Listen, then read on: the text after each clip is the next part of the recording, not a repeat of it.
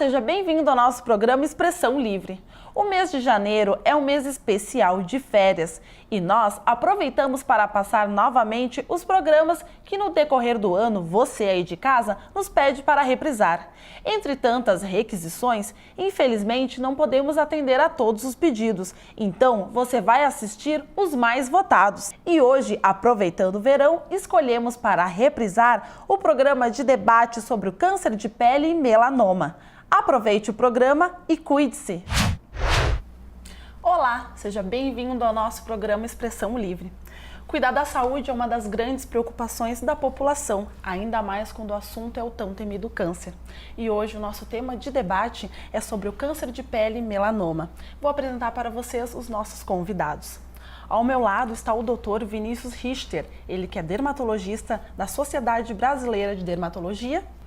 E do meu outro lado está o Dr. Alex Schwengber, ele que é cirurgião oncológico no Instituto de Oncologia St. Gallen e membro titular da Sociedade Brasileira de Cirurgia Oncológica. Doutores, sejam bem-vindos ao nosso programa Expressão Livre. Muito obrigado. É um prazer.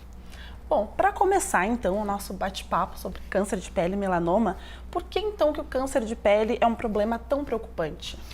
Bom, Monique, a questão do câncer de pele ela é fundamental, em primeiro lugar, pela alta incidência desse tipo de tumor ao redor do mundo e no Brasil, por consequência, né? Na região sul, nós temos uma incidência bastante alta de diversos tipos de tumores de pele. E essa incidência ela é estimada pelo Instituto Nacional do Câncer em mais de 170 mil tumores novos por ano. Esses dados eles são controversos, provavelmente são maiores, né? Desses 170 mil tumores, pelo menos 5 mil são melanomas. O melanoma é um tumor bastante grave quando diagnosticado tardiamente. Dos 5 mil pacientes, a gente tem uma estimativa de 1.500 mortes ao ano por melanoma. Então, o tema câncer de pele, embora pareça um pouco trivial e repetitivo, ele é um tema importante. Sempre tem que ser discutido, né, Sem doutor? dúvida. O que seria então o melanoma para a gente explicar com mais clareza? Bom, o melanoma ele é uma neoplasia maligna que surge de uma mutação que acontece nos melanócitos, que são as células que dão um pigmento para a nossa pele, né? Essas células, na verdade, durante o período embrionário, elas se distribuem por vários órgãos e sistemas. Elas não existem no nosso corpo só na pele, elas existem em praticamente todos os órgãos e sistemas. Então, quando a gente fala de melanoma, a gente não está falando só de uma neoplasia cutânea, é uma neoplasia que pode acontecer virtualmente em qualquer órgão, mas obviamente a maior concentração de melanócitos é na pele. E quando esses melanócitos sofrem transformação maligna, elas dão origem ao melanoma, que é dos cânceres de pele o mais agressivo, como o Vinícius já falou, e o que tem a maior mortalidade associada. E por isso ele é tão importante. Tem grupos que podem ser considerados com uma predisposição maior, então? Sem dúvida. Os grupos de maior risco são os pacientes de pele clara. Vamos falar assim, eu gosto de simplificar as coisas. A gente, comparando dados epidemiológicos de melanoma, a gente vai ver que esse tumor ele é muito mais frequente no sul do país. E a pergunta é por que ele é mais frequente aqui? Não é? Porque nós somos de uma etnia bem mais clara do que do norte do país. Então, voltando aos números, né, eu gosto de comparar porque eles nos ajudam a pensar um pouco. Porto Alegre é uma capital que tem uma incidência média de 8 a 9 melanomas por ano a cada 100 mil habitantes. São Paulo, 4 a 5 e Manaus, em torno de 1. Então, por que essa diferença? Né? A diferença basicamente é étnica. Então, quando a gente volta para aquele assunto, né, Alex, a gente repete tanto, cor da pele clara, cabelos claros, olhos claros. Então, os pacientes entendem que essa é a população de maior risco. Pensando tem aqui na nossa região mesmo, né? Eu queria complementar fazendo uma colocação que eu acho que, na verdade, se soma a essa preocupação, que é a de que, apesar disso, o melanoma ele não escolhe raça nem cor da pele. Ele acontece também nos pacientes negros, acontece nos pacientes de pele amarela, né? Também, ou nos pacientes hispânicos, da mesma forma. Claro que em menor número de casos, a incidência é bem menor, mas ele não escolhe raça. Ele acontece também em pacientes de pele pardos e pacientes negros da mesma forma. Outro dado importante sobre isso é que, além de não escolher raça e cor da pele, ele também é uma neoplasia muito frequente em pacientes jovens. Para vocês terem uma ideia, nos Estados Unidos, na faixa dos 20 aos 35 anos, em mulheres ele é a segunda maior causa de óbito por câncer, né? E então ele é, além de ser mais incidente em pacientes de pele clara, obviamente ele é uma doença que acontece bastante frequentemente em jovens. Em relação jovens também. Em relação às estatísticas do câncer, a gente estava conversando a respeito disso agora.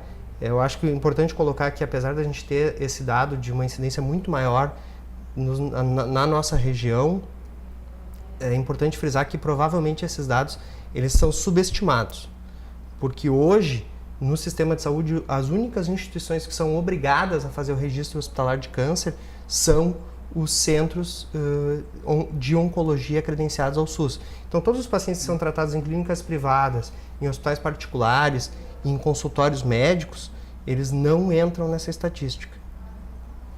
Então o número pode ser muito maior. Claro.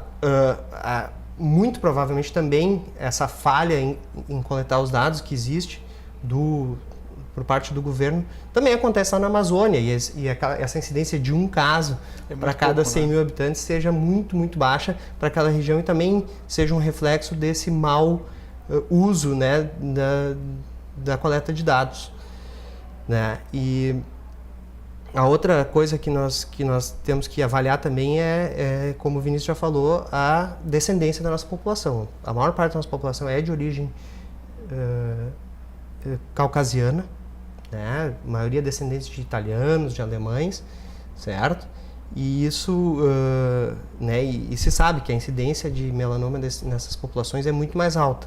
Quando a gente olha para o mapa e vê as incidências, por exemplo, na Austrália, que tem uma latitude parecida com a nossa, chegando a 30, 35 casos para cada 100 mil habitantes, a gente pode supor que a nossa talvez não seja tão alta, mas pode estar bem próxima disso. Exatamente. E quem trabalha com isso no dia a dia também sabe que não são esperados só 8 casos por ano numa cidade que nem Santa Cruz do Sul, né? Que tem 120, 130 mil habitantes. No dia a dia nós vemos muito mais casos do que isso, mesmo individualmente. A prática do consultório nos mostra que esse índice de 8, 9 casos para cada 100 mil habitantes, vamos trazer isso para a cidade, não é a realidade. Seguramente a gente tem muito mais do que isso, né?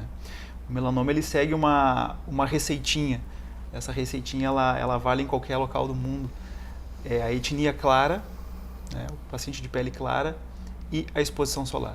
Então, a maior parte dos melanomas que a gente tem hoje, eles são um pouco diferentes dos melanomas do passado, que eram melanomas diferentes. A gente estava falando aqui que também atinge a pele negra, a localização do melanoma mudou um pouco também. Então, a gente tem melanomas que são hoje, em maioria, derivados da exposição solar e pacientes de pele clara. E essa receitinha, ela é irônica, né? Porque a gente está aqui na latitude 30, né? Bem em cima do nosso estado. Se a gente traçar uma linha ao redor do planeta, essa latitude vai passar na África do Sul e vai bater em Sydney, que é a capital do mundo que mais tem incidência de câncer de pele. E voltando à receitinha, o pessoal que mora na Austrália, pele clara, são descendentes britânicos. Então a gente tem essa conjuntura de exposição solar associada à etnia clara, que é a nossa aqui. Então seguramente os nossos dados aqui epidemiológicos se aproximam da Austrália, mas a gente não tem registro.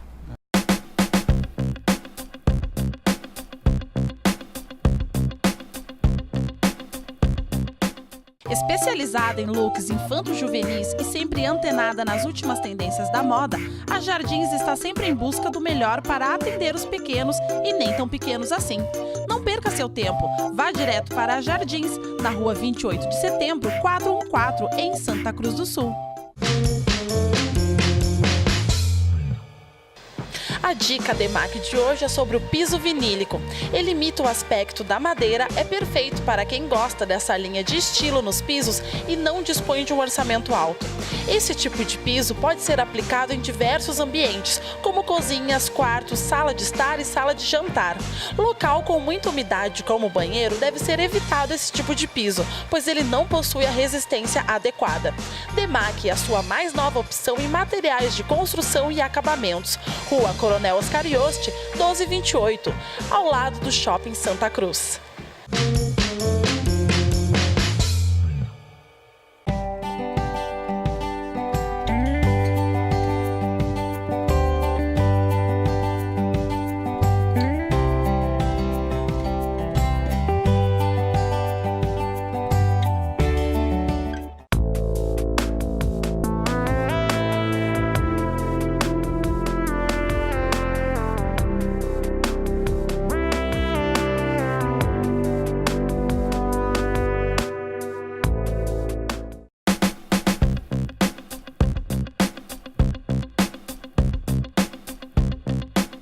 E aqui na nossa região também há muita plantação de fumo, né? Muitas pessoas que vão para colher, isso também acaba aumentando esses índices, né? Isso está diretamente ligado. Relacionado a esses hábitos de exposição solar, né? São pessoas que seguramente há 20, 30 anos atrás não tinham informações e se expuseram muito à radiação. Né? Quais são os primeiros sintomas, então, que a pessoa pode perceber que pode estar tendo um câncer de pele? Na verdade, o melanoma, ele é praticamente assintomático em todo o seu curso. O que acontece é que ele se manifesta clinicamente como uma lesão pigmentada na pele, na superfície cutânea, que muitas vezes não dói, não coça, não arde, não aumenta de tamanho tão rápido, certo? E ela pode passar desapercebida para a maioria das pessoas, para a maioria dos indivíduos, por muitos e muitos anos. E isso faz com que a maioria dos diagnósticos que a gente tem sejam de doença avançada. A pessoa pode estar anos sem perceber, então. Eu acho que sobre isso até o Vinícius, que é dermatologista, poderia dar uma contribuição mais detalhada. A gente tem que tentar identificar o melanoma precocemente. Agora, como fazer isso? Esse é o maior desafio que a gente tem. O paciente que está dentro de um consultório é um paciente que a gente vai examinar. Então, ele não vai passar despercebida uma lesão. O problema é o paciente que não vai ao médico, que está em casa, e como é que a gente educa a população para essa percepção de uma lesão de risco, né? O melanoma é um tumor sem vergonha, vamos falar assim, porque ele tem várias caras. A gente pensa no melanoma sempre como uma manchinha marrom ou negra na pele. Nem sempre é assim. O melanoma pode não ter cor nenhuma, pode ser o melanoma melanótico, né? Ele pode ser uma bolinha, né? Então, é muito difícil a gente passar uma informação de como é que um melanoma é para a população. O que a gente tem que tentar é resumir da seguinte forma: qualquer pinta, qualquer mancha de cor que esteja crescendo, que mudou, ou que parece para alguma pessoa próxima, um pouco diferente das demais. Então, uma esposa olhou, tu tá com uma pinta estranha aqui, ou a podóloga foi fazer as unhas e achou uma pintinha diferente no pé, ou a massagista foi olhar lá nas costas, tem uma manchinha diferente das outras. Isso é sinal de alerta sempre. Na maior parte das vezes não quer dizer nada, mas é o que deve chamar atenção. Eu uso uma palavra, e isso é jargão entre os dermatologistas, que é o patinho feio. Então é aquela pinta, aquela mancha que é diferente das outras. Então a gente olha um paciente com 100 manchas no corpo. Geralmente, não é regra, o melanoma ele é o diferentezinho. Aquele que está um pouquinho diferente dos outros. Mas uma questão que eu gostaria de levantar a partir disso é a respeito da impressão dos pacientes sobre essas lesões. A maioria dos pacientes se incomoda e se preocupa com lesões, às vezes, de baixo risco. Essa é a regra, geralmente. As lesões mais de aspecto mais verrucoso, as pintas, né, que os pacientes costumam chamar de pintas, mais exuberantes e maiores, pedunculadas, mais aparentes, né? São as que mais chamam a atenção para os pacientes, e muitas vezes são as mais benignas, por assim dizer. Isso é uma coisa importante que seja reforçada, certo? Mas, pelo menos, muitas vezes esse tipo de lesão leva os pacientes ao consultório médico. E aí a gente consegue fazer o diagnóstico de outras lesões que são realmente de risco nesse momento. Né? Então, não tem problema o paciente se queixar dessas lesões. Hoje mesmo, atendi no consultório uma paciente, engraçado, coincidindo com a entrevista aqui, mas hoje mesmo atendi no consultório uma paciente que, por anos, se preocupou com inúmeras lesões pigmentadas que ela tinha, e ela ressecou várias, e a única lesão que ela não se preocupava foi a que ela biopsiou e realmente era um melanoma muitos anos depois, né? O melanoma tem essa característica, ele pode enganar o leigo facilmente, né? Ele não é um tumor que chama tanto a atenção na maior parte dos casos. Passa desapercebido. Ele pode passar despercebido e principalmente o melanoma que nos interessa, que é o melanoma inicial, que é o que a gente consegue curar. Esse melanoma, ele está escondidinho, é como procurar o Wall-E, né? Aquele personagenzinho do desenho, ele está lá no meio de um monte de lesões. E o importante é isso, é o paciente saber que ele deve procurar o atendimento de um médico. Né? Alguém tem que olhar isso aí. Né? O primeiro passo que a pessoa que enxergou, viu que tem uma lesão, tem que procurar primeiramente o dermatologista, então. Normalmente é o caminho que o paciente faz, né? Eu acho que o dermatologista nem sempre vai estar acessível, eu acho que qualquer médico que possa examinar o paciente vale, né? E ouvir sempre as pessoas que estão próximas. Eu digo, antes do médico vem os familiares, vem a podóloga, massagista, o cabeleireiro, o tatuador, né? Esse pessoal precisa ser educado também a reconhecer lesões suspeitas, né? Geralmente os pacientes são alertados, né? Essa paciente da qual eu falei agora há pouco, ela foi alertada pela filha, né? Que viu a lesão, disse para ela, quem sabe tu procura um médico, e aí ela foi até o médico. Por isso eu acho da importância do autoexame. Exatamente. Né? Que faz com que o paciente se conheça. Como pode ser feito esse autoexame? Bom, o autoexame... Eu queria deixar o Vinícius falar sobre o autoexame. O autoexame a gente deve tentar repetir com uma frequência, vamos falar assim, mensal. Quanto mais frequente o autoexame, mais cansativo ele é e o paciente tende a abandonar, né? Então eu acho assim, tu tendo alguém em casa para te ajudar, Monique, isso é fundamental. Então esposa, filhos que ajudem a olhar as costas, né? Existem algumas técnicas de autoexame com espelho, né? Usar um espelhinho de mão na frente de um outro espelho. Eu acho isso um pouco difícil, sinceramente eu acho um pouco complicado, né?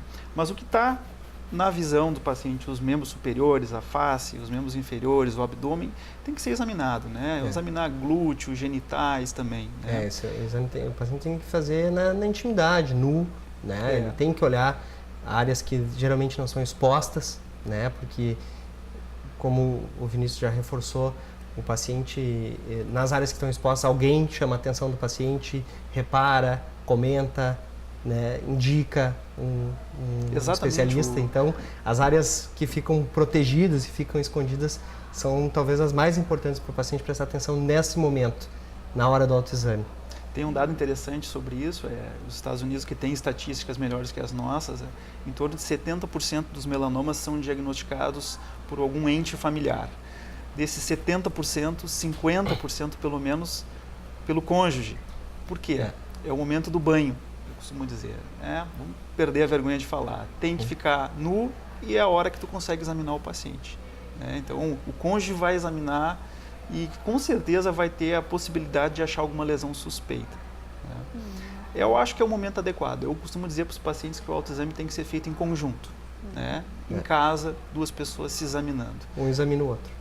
Exatamente. Então tem que ter esse alerta, então, né? Até para as pessoas de casa, cuidar dos seus familiares, né? Reparar se tem uma manchinha, se tem alguma coisa, para poder estar prevenindo, né? É tão simples, né, Monique? Se a gente pensar que a pele é um órgão que está totalmente exposto, né? A gente, o Alex, que é cirurgião oncológico, sabe muito bem, a gente vai diagnosticar um tumor de pulmão, um tumor de cólon, fígado, a gente depende de exames subsidiários, um monte de sintomas que às vezes dificultam a gente acessar o tumor. A pele é só olhar. Basicamente é só olhar.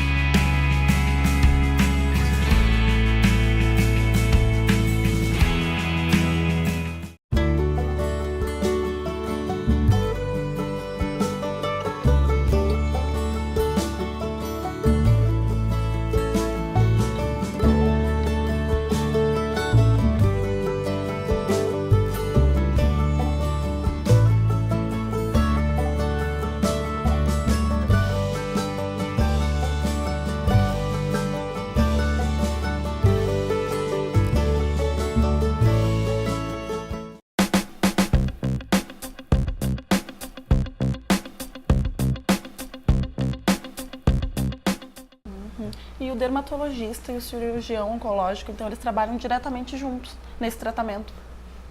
Na verdade, vamos dizer assim, a gente trabalha junto, mas em sequência, né? Para eu exercer o meu papel no tratamento do melanoma, eu preciso do dermatologista. Eu preciso que o paciente procure o profissional que é habilitado a fazer o diagnóstico dessa lesão. E aí sim, só depois que o paciente fez o diagnóstico, que ele vem a mim para eu poder fazer o tratamento adequado para ele. Mas eu preciso do diagnóstico. E o diagnóstico quem faz sempre é o dermatologista. O diagnóstico definitivo do melanoma, ele só é dado pela biópsia positiva. Então a lesão precisa ser retirada e mandada para exame.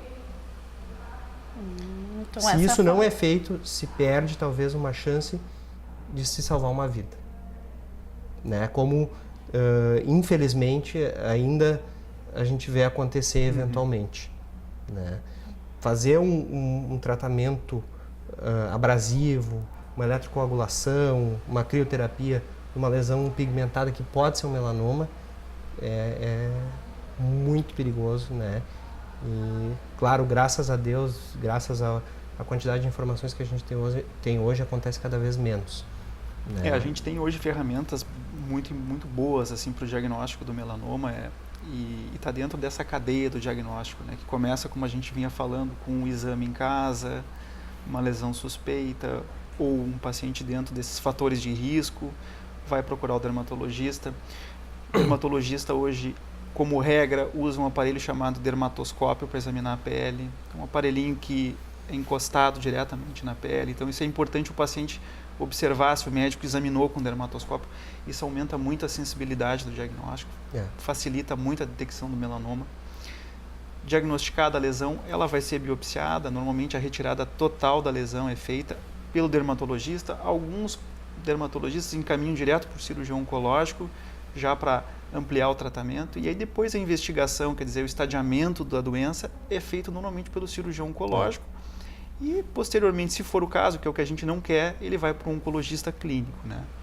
Então, é uma cadeia assim que se segue, né? Existe uma lógica nisso aí. E após ser diagnosticado, como é que funciona então o tratamento? Ou varia de cada pessoa?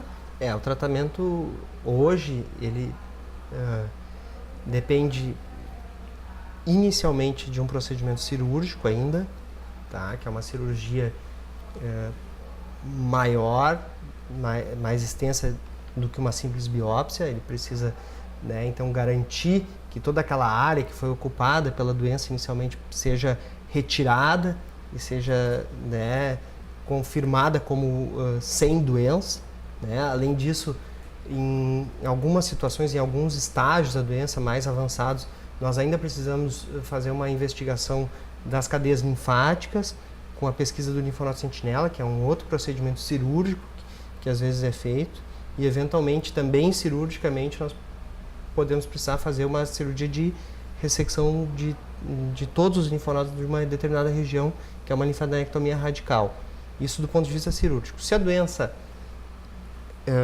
passou desse estágio, se ela já comprometeu linfonodos, se vai para o tratamento oncológico clínico, que daí existe também, em função de muitos avanços que houveram nos últimos tempos, hoje um arsenal terapêutico bem extenso e que tem mostrado para nós que cada vez mais a gente está conseguindo atingir maiores taxas de cura, maiores taxas de sobrevida a longo tempo, mesmo em pacientes que têm doença avançada. Obviamente, o objetivo principal, né, de estar falando de melanoma e de se preocupar com o diagnóstico precoce dessas doenças é justamente evitar essas fases mais adiantadas da doença. Quanto mais precoce é o diagnóstico, maior a chance de cura. Só para ter uma ideia, se a gente fizer o diagnóstico de um melanoma numa fase bem inicial, melanoma in situ, melanoma invasor fino, as taxas de sobrevida em 10 anos desses pacientes giram em torno de 90% dos casos. Se o seu melanoma in situ ele é tratado cirurgicamente de maneira adequada, ela chega a 100% a chance de cura. Quando esse melanoma passa para os órgãos linfáticos ou passa para outros órgãos, a sobrevida cai drasticamente, né? Não chegando a 30% em 5 anos. E Então, associado com tratamentos que tem custo, né? A gente exatamente, não deve pensar, pensa, claro, obviamente, na qualidade de vida do paciente, né? Mas são tratamentos que têm um custo do ponto de vista financeiro e também para o paciente, né? O sofrimento desses tratamentos, ele é muito grande, né? Então, eles levam o paciente a ter uma sobrevida, mas às vezes é uma sobrevida custosa, né? E é o que a gente não quer, né? A gente quer chegar muito cedo no melanoma. Então, que bom, né? Logo cedo. A gente tem hoje realmente muitas ferramentas novas para tratar melanomas avançados. Infelizmente, ainda chegam pacientes nessa condição para serem tratados, certo? E que bom que nós temos novas armas, que bom que nós temos novos tratamentos, né? E isso tem feito também o tratamento do melanoma mudar frequentemente.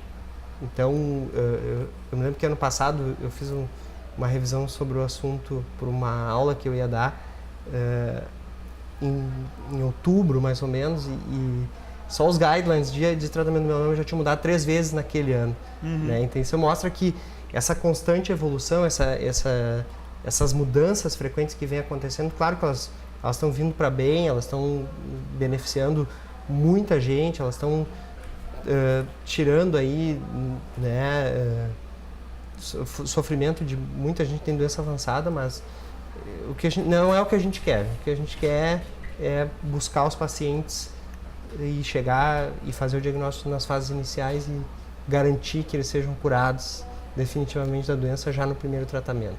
Então a tecnologia está diretamente ligada então a esses tratamentos. Sem dúvida, a tecnologia, o avanço da medicina, ele está aí para dar esse suporte para os pacientes que têm doença avançada, né? Mas eu diria que a tecnologia que a gente vem superando é vencer as barreiras do preconceito quanto ao diagnóstico. A gente ainda escuta no consultório, isso é comum entre os pacientes mais velhos, né? Se mexer, vai piorar. Então, com essas dicas do Dr. Vinícius, encerro o nosso programa de hoje, mas primeiramente eu quero agradecer vocês, então, por estar aqui conosco e estar passando tantas informações para o público de casa. Eu que agradeço. Foi um prazer. Pela oportunidade. Esse foi o nosso programa Expressão Livre. Voltamos na semana que vem com o próximo tema.